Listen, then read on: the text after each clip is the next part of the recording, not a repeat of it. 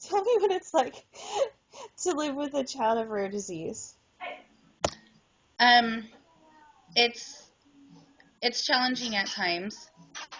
You know, when he had brought up wanting to play baseball, there was several people that were not too sure about it, that were leery about him playing. So I spoke with my husband, and he was one of them that was kind of leery about it. But I don't put limitations on Tony. I think that if he wants to play, let him play. And he knows when he's getting tired. He knows when his legs are going to hurt. He knows his own limits. So I made a couple of phone calls and got him on a team with KCK RBI called the Reyes. And he got on there and he went out there and he played his heart out, and he's been playing ever since. Um, he also showed interest in karate.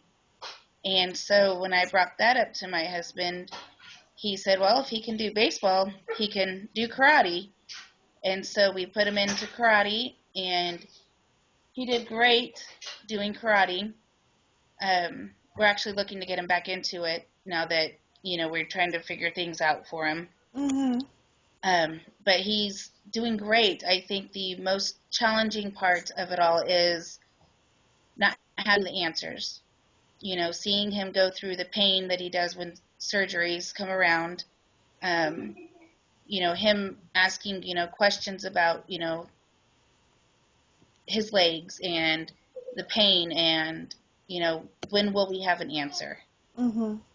That's the most challenging part. I think that's the most stressful part, is just not having answers Right. for him.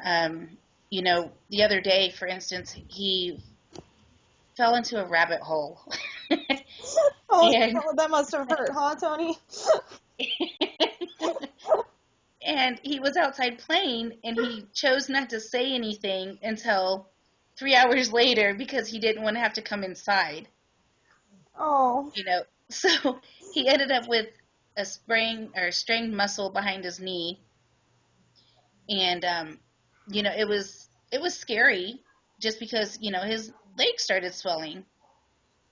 Yeah. So then there again, it's, did he mess up a ligament? Did something go on with the muscles that are the ones that are deteriorating? Or is there like thousands of questions go through your mind when it comes to stuff like that? So we ended up at the ER, and they just had him bandage it up and ice it and ibuprofen it and stuff, and he was fine a couple of days later.